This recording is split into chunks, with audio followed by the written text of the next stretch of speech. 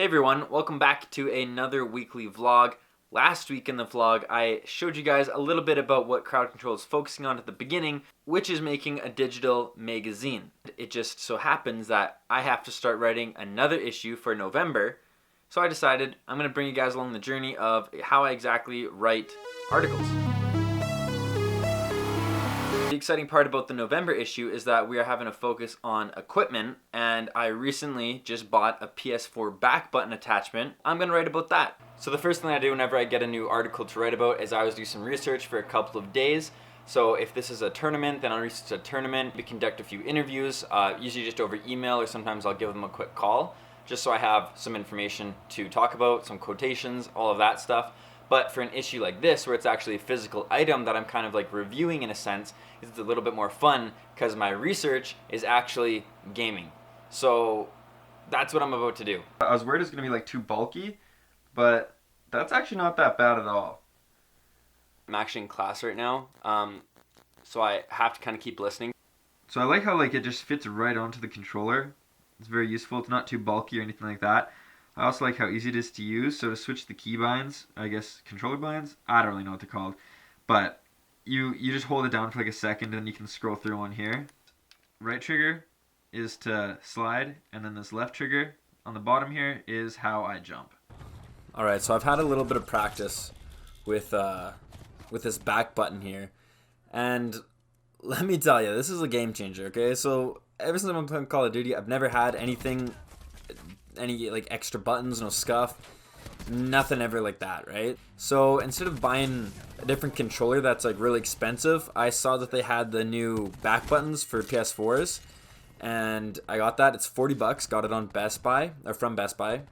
This is so helpful. I'm so glad that I bought this. I've had no problems with it yet. It took me 2 days to get used to, of like some pretty solid playing, because I was really bad at it at first. This is where I turn up for the boys. We get one, run up here. I'm like, yeah, I know they're gonna be up here somewhere, but I see our guys in the back, so like I hear that, and like they must be to my right. Little finesse, boom, ego chow, and then there's one more guy. I'm like, where is he? There he is. And I was just gonna leave it. Then we win the game, almost get a team kill on my teammate, and then I just had to light him up a little bit. We just saw this, so we don't need to watch it again.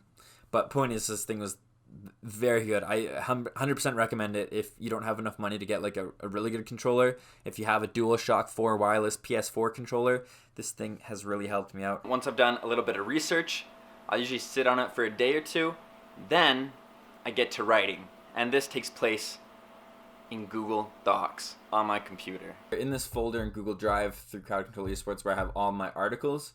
So whenever I write a new one, go to this folder, new Google Docs, and this is where I start doing all the writing. I think it's issue 4, and the thing that I'm doing is PS4 back button attachment.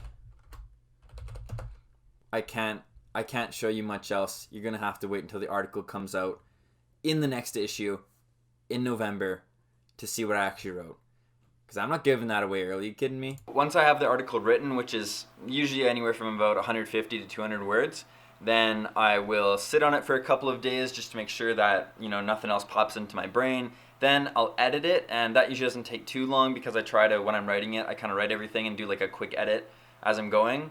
And then again, I'll like wait for a day unless the deadline's coming up, and then I will just send it to one of my coworkers, and then he deals with all the actual magazine stuff. He's actually the founder, and I'll introduce you to him in a future episode.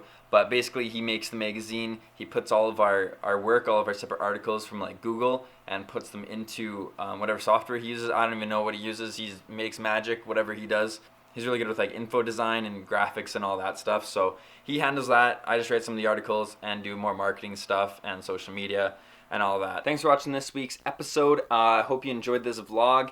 And next week we'll get into some more fun stuff. I still got to figure out what that is, but I'll film some stuff throughout the week and bring you guys another episode on another Sunday. I'll see you guys later. Bye.